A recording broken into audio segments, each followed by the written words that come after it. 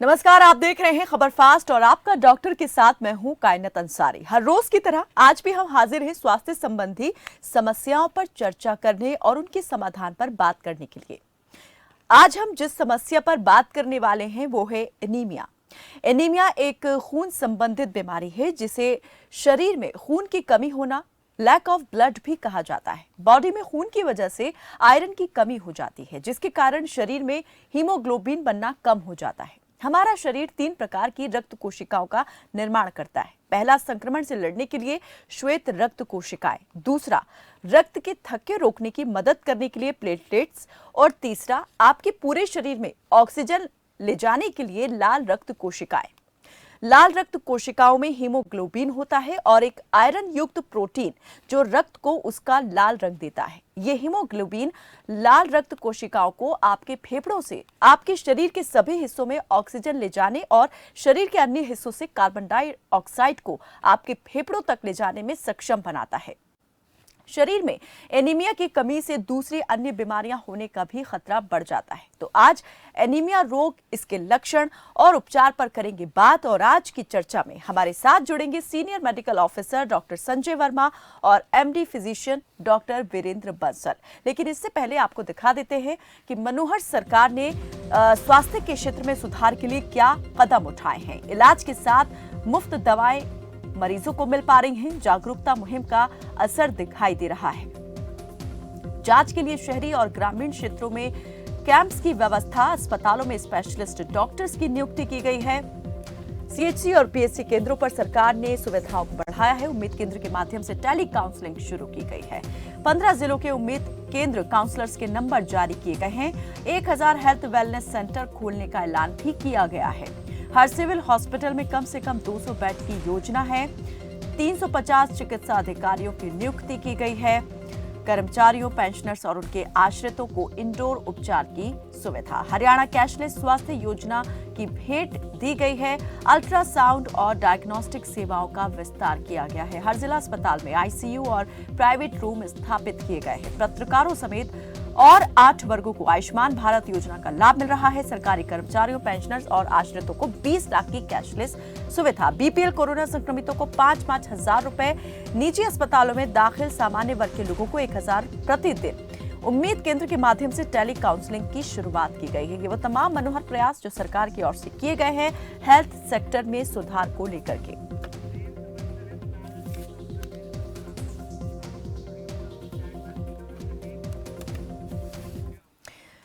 तो आज एनीमिया रोग पर बात करने के लिए हमारे साथ जो डॉक्टर जुड़े हैं वो हैं doctor Virendra Bansal, MD physician हैं। आप बहुत बहुत स्वागत है डॉक्टर साहब आपका। आपसे हम इस पर चर्चा आगे बढ़ाएं।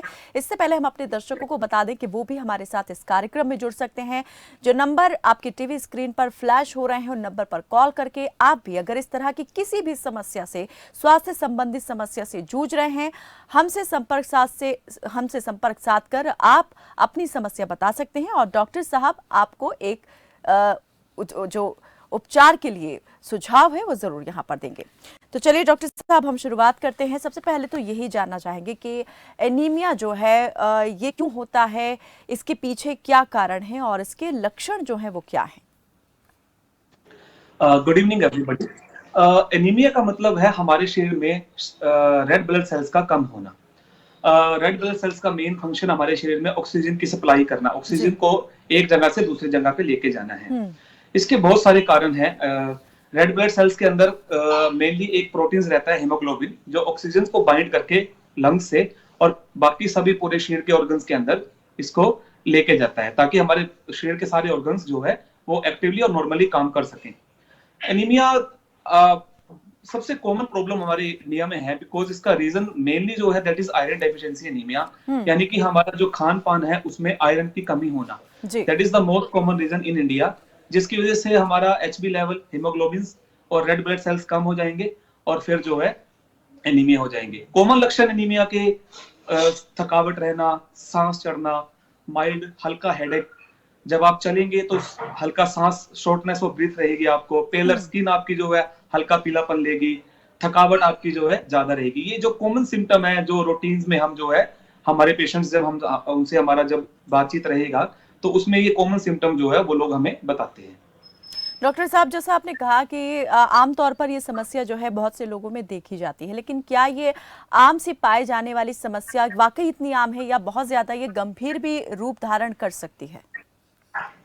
ये समस्या बहुत आम है, लेकिन कुछ केसेस में ये बहुत गंभीर समस्या हो जाती है, बिकॉज पेशेंट्स का एजुकेशन इस चीज के बारे में नहीं है, या इग्नोरेंस रहेगा। जैसे एनीमिक पेशेंट है और उसको सांस चढ़ता है, वो उसका ट्रीटमेंट नहीं ले रहा, तो समटाइम हमारा एचबी और रेड ब्लड सेल्स इतने कम हो जाते हैं कि हमें पेशेंट को ब्लड ट्रांसफ्यूजन देना पड़ता है। और समटाइम एनीमिया होने की वजह से जो बाकी ऑर्गन की फंक्शनिंग है उसके ऊपर बहुत इफेक्ट पड़ जाता है। तो कुछ केसेस के अंदर ये बहुत खतरनाक भी हो सकता है।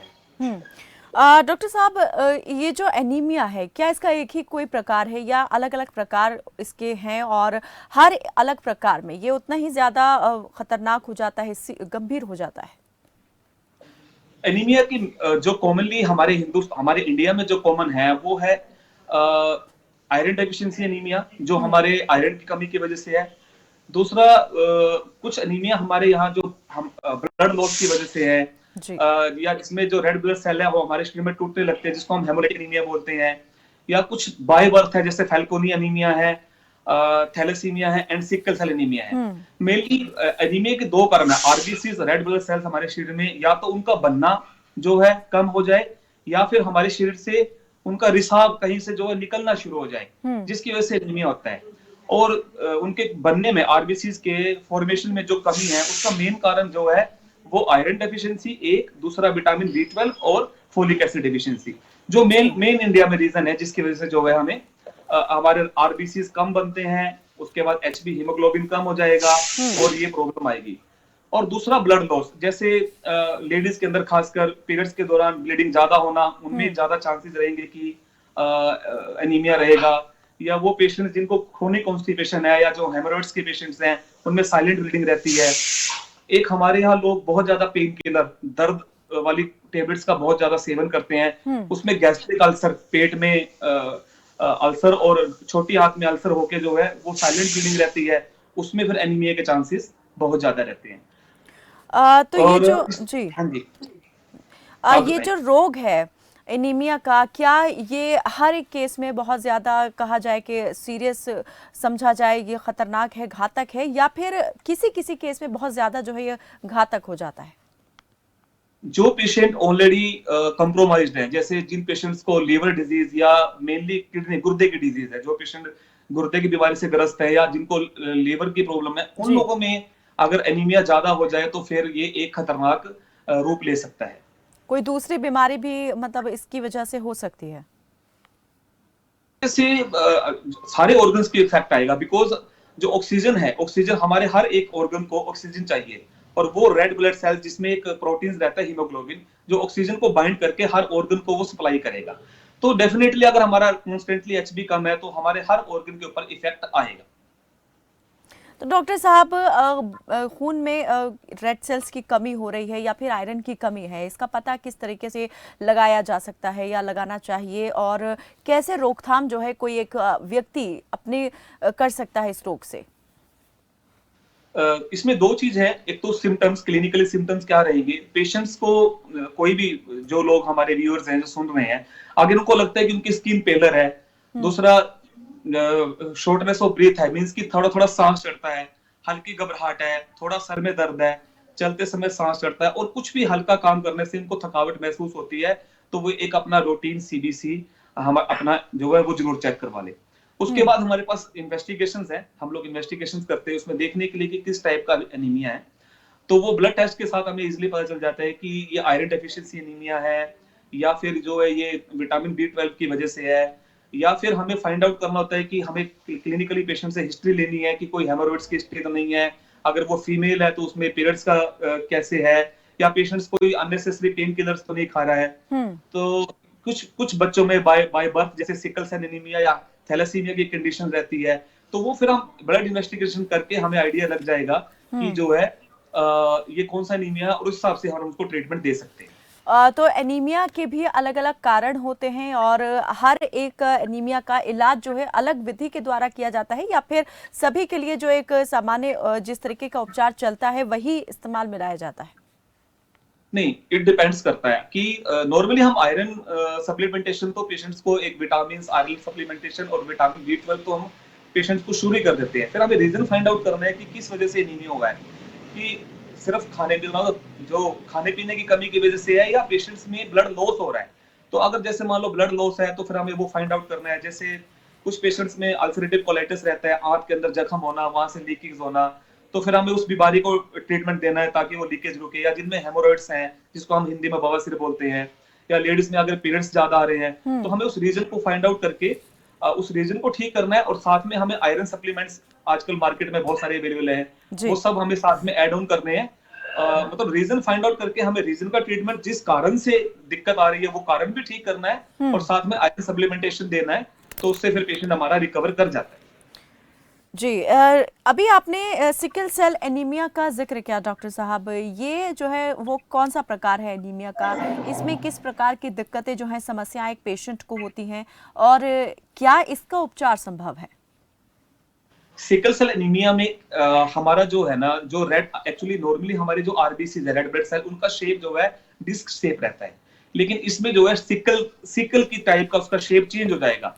तो उसमें जब वो रेड ब्लड सेल्स हमारे ब्लड वेसल्स में जाएंगे तो उनका डिस्ट्रक्शन शुरू हो जाता है, वो कहीं फंस जाते हैं, तो मतलब उनका टूट फूट ज्यादा होने लगता है, जिसकी वजह से कॉन्स्टेंटली पेशेंट को एनीमिया रहता है।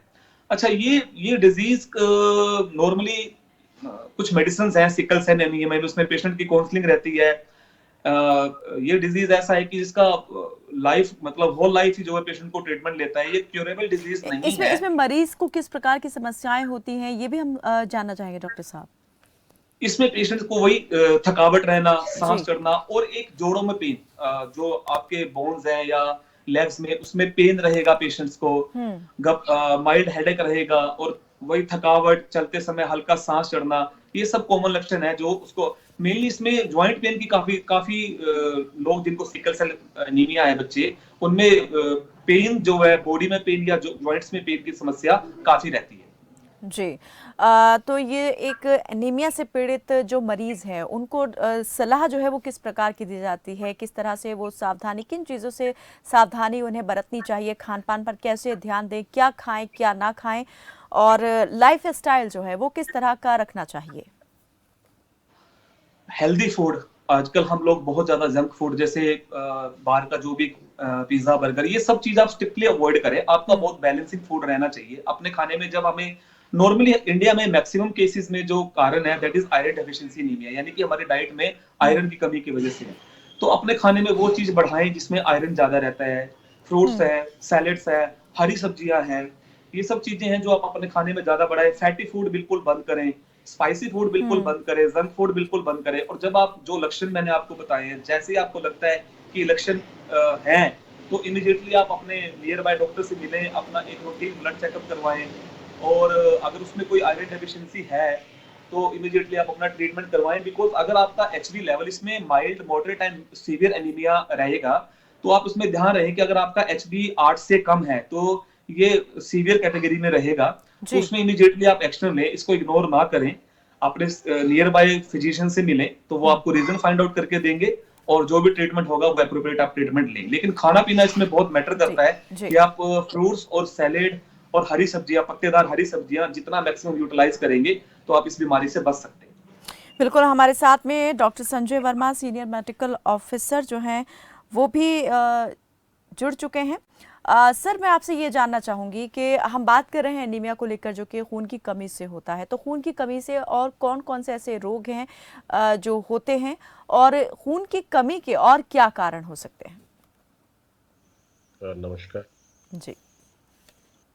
देखिए, खून की जो कमी होना एक बेसिक एक मैनिफेस्टेशन है जो बहुत सी बीमारियों में होती है। जी।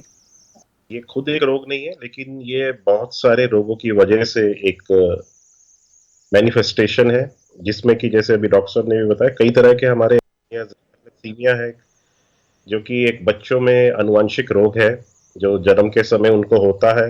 और उन बच्चों का जो है ब्लड में जो रेड ब्लड बड़ी जल्दी टूट जाते हैं। हालांकि जो नॉर्मल लाइफ आरबीसीज की 120 डेज होती है, लेकिन थैलेसीमिया दूसरे जो इस तरह के हिमोरेटिक एनीमियाज होते हैं, लाइफ जो है 30-60 डेज भी रह जाती है, जिससे उनको बच्चों को जिंदा रहने एक हीमोग्लोबिन हमें 9 से 10 तक मेंटेन करने के लिए उनको तकरीबन 20 दिन में एक बार ब्लड की जरूरत पड़ती है।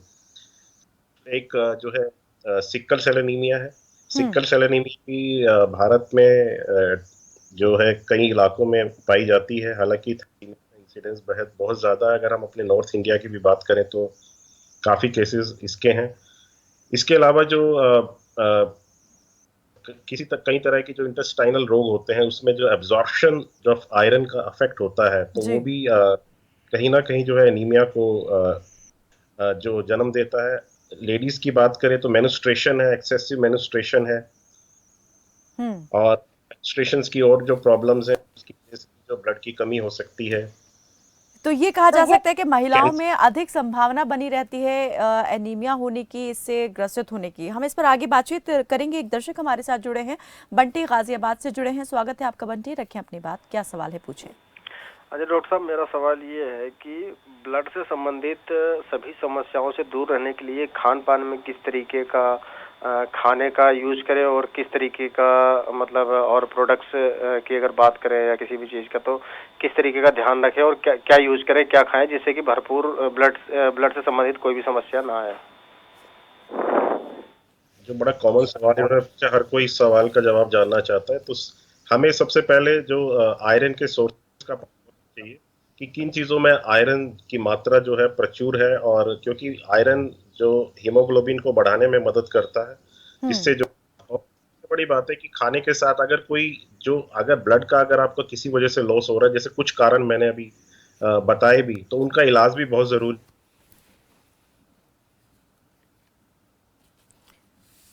लगता है हमारा संपर्क टूट गया है डॉक्टर संजय वर्मा के साथ। डॉक्टर वीरेंद्र बंसल हमारे साथ जुड़े हुए हैं।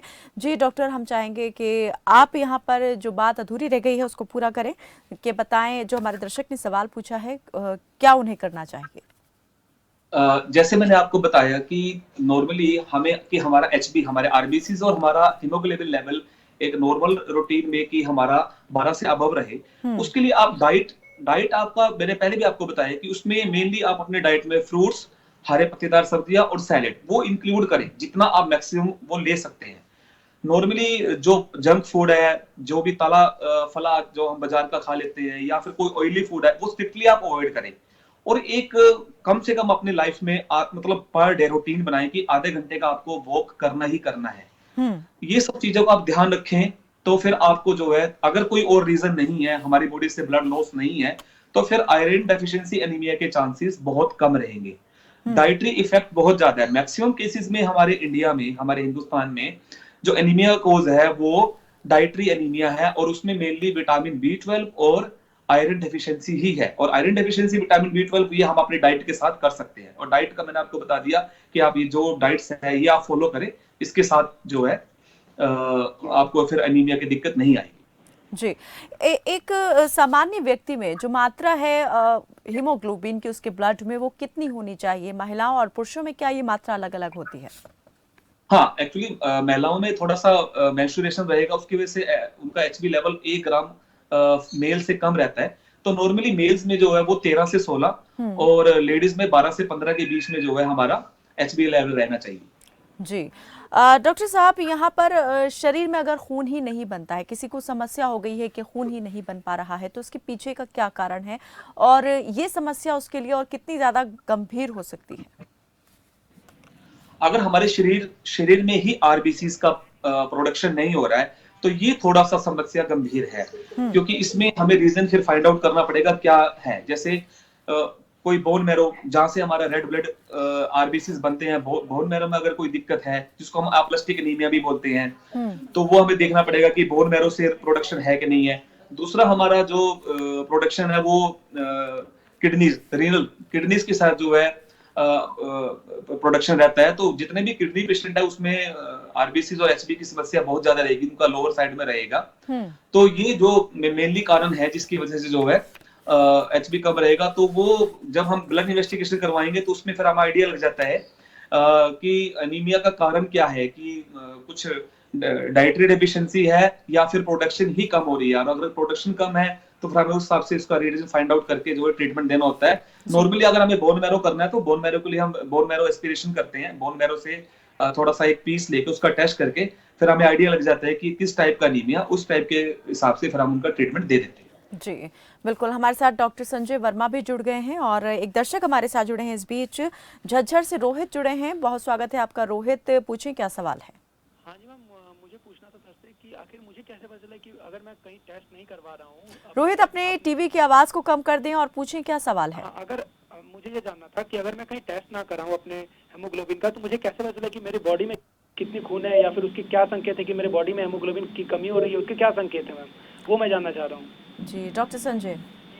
हाँ जी, देखिए, इसके लिए इसके जो कॉमन लक्षण हैं, आपको जो थकान होना, आपको भूख कम लगना, आपको भूख कम लगना, आपके जो शरीर में जो आपके यार दोस्त कहेंगे जी, आपका जो चेहरा है।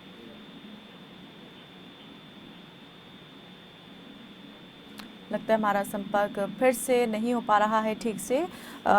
वीरेंद्र बंसल, डॉक्टर वीरेंद्र बंसल जुड़े हैं। जी डॉक्टर वीरेंद्र, मैं चाहूंगी आप इस सवाल का जवाब दें। जी हाँ, कॉमन लक्षण जो हैं, जो नॉर्मली आप जो पेशेंट हमारा कंप्लेन करेगा वो है शॉर्टनेस ऑफ ब्रीथ, मींस कि जब आप चलेंगे आपको सांस चढ़ेगा, कुछ भी हल्का फुल्का काम करने से आपको थकावट महसूस होगी। एक आपका स्किन पेलर हो जाएगा, मींस आपके जो नियर एंड डियर्स हैं, आपके साथ रहने वाले, वो आपको बताएंगे कि आपका स्किन का कलर जो है पेलर है। माइल्ड हेडेक रहेगा, थकावट, वीकनेस, ये कॉमन लक्षण है जो आपको रहेगा। जब आपको लगता है कि ऐसे कुछ लक्षण है तो आप इमीडिएटली जो है अपना एचबी और एक सीबीसी करवाएं और उससे जो भी फिर रहेगा उस हिसाब से अपने नियर बाय डॉक्टर से ट्रीटमेंट लें।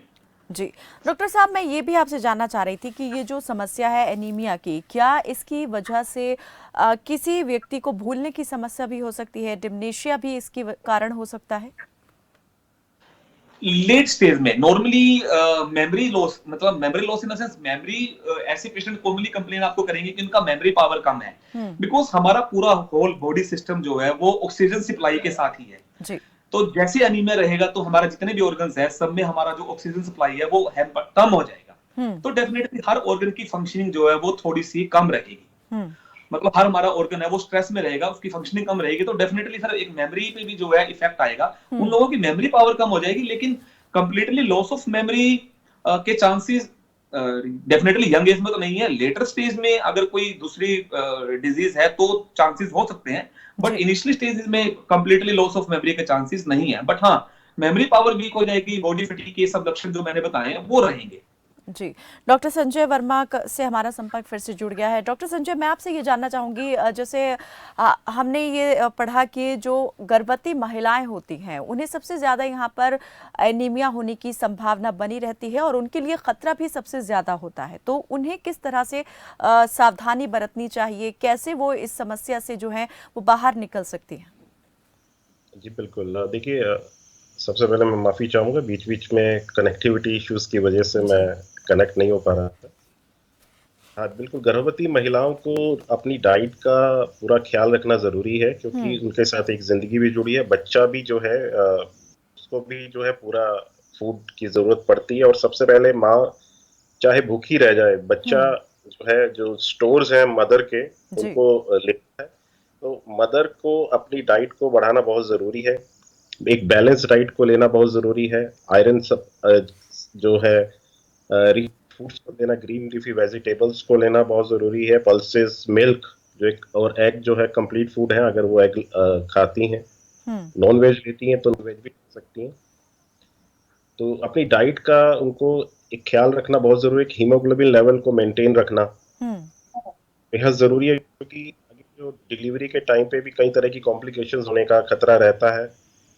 बाद में जो है थोड़ा हमारा जो प्लाज्मा पार्ट है ब्लड में, वो भी थोड़ा सा बढ़ता है, जिससे थोड़ा सा हीमोडाइल्यूशन भी एक रहता है, जिसमें एक हीमोग्लोबिन का लेवल हमारा थोड़ा सा कम हो जाता है नॉर्मल।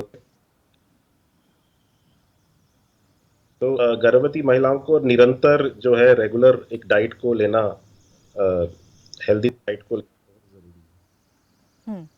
एक मिनिमम लेवल जो WHO की क्लासिफिकेशन अगर हम देखें तो 11 ग्राम % हीमोग्लोबिन का अगर कम है तो आती हैं, जो कि नॉर्मल महिलाओं के लिए 12 ग्राम % है।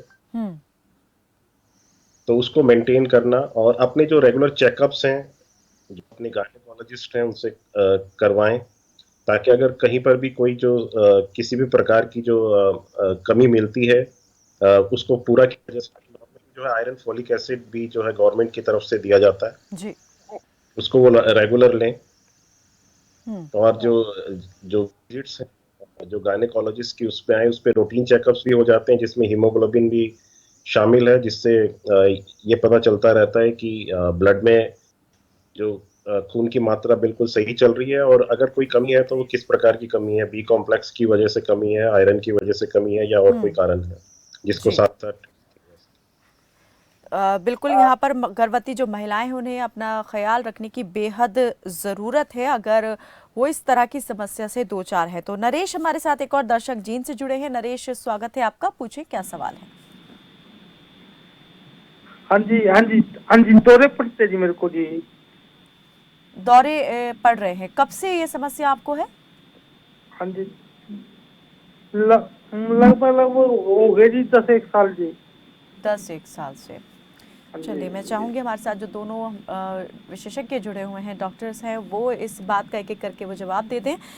डॉक्टर संजय वर्मा से मैं चाहूँगी कि पहले वो बताएं कि ये किस समस्या के कारण इनको हो रहा है, किस वजह से है और ऐसा क्यों है?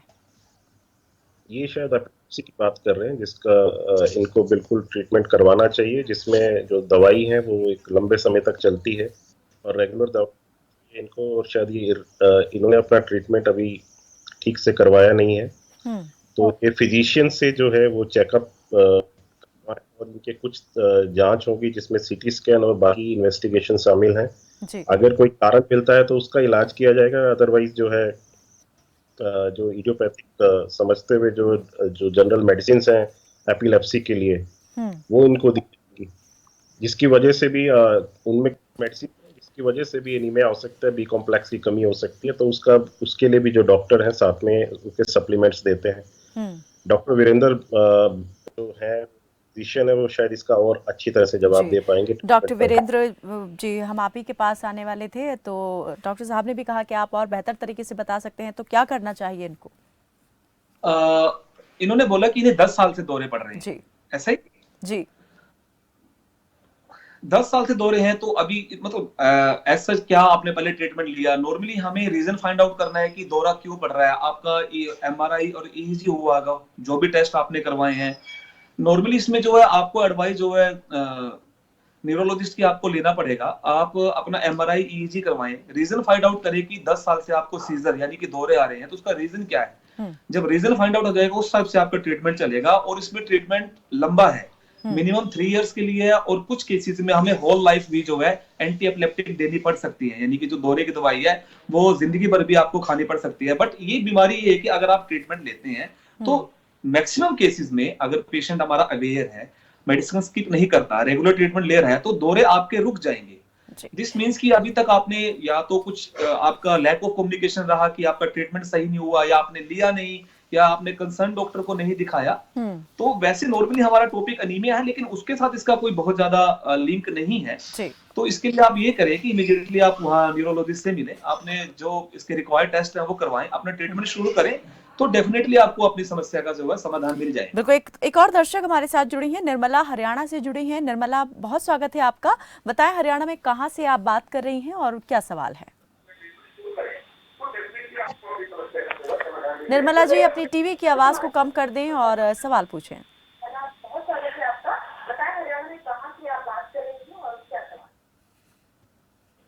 महेंद्रगढ़ से बोल रही हूँ जी, कहें। जी, मेरे हस्बैंड को पेट में दर्द होता है जी, और सब जगह दिखा लिया और अल्ट्रासाउंड भी करवा लिया और उसमें कुछ नहीं निकलता है, और पर खून की कमी उनको कई बार हो जाती है। तो कहीं पेट दर्द के कारण तो नहीं होता है या किस कारण से होता है? अल्ट्रासाउंड में तो कुछ नहीं निकलता है, एंडोस्कोपी करवाई उसमें भी कुछ नहीं निकला। बताया डॉक्टर ने कि जो सफेद लाइनें हैं वो शायद खून की कमी की वजह से है। जी, डॉक्टर वीरेंद्र। खून की कमी की वजह से पेट दर्द का कोई कनेक्शन है ये कहना मुश्किल है, लेकिन इसमें अभी बाकी लक्षण क्या है, कितने साल से पेट में दर्द है, और अल्ट्रासाउंड हमारे लिए बहुत ज्यादा इंफॉर्मेटिव नहीं है। मींस कि एक अल्ट्रासाउंड के बेस पे हम लोग डायग्नोज नहीं बना सकते। तो आप अगर अल्ट्रासाउंड में हमें कुछ नहीं मिल रहा है तो आप फर्दर इन्वेस्टिगेशन, मतलब उसके बाद आगे जो नेक्स्ट लेवल इन्वेस्टिगेशन है वो करवाएं, जैसे एंडोस्कोपी है और सीटी स्कैन है पेट का।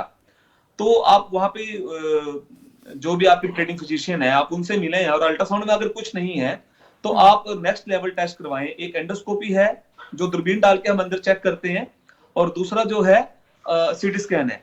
अच्छा, अगर कोई पेट में अल्सर है, क्वाइट कॉमन है कि अगर आपके छोटी आंत में या पेट में अल्सर है, या फिर एक बीमारी जिसको हम संगैनी बोलते हैं, अल्सरेटिव कोलाइटिस, आपकी बड़ी आंत में अल्सर है, तो उसके लिए वो एंडोस्कोपी, क्लोनोस्कोपी और सीटी स्कैन के साथ हमें जो है क्लियर आइडिया लग जाएगा कि क्या बीमारी है।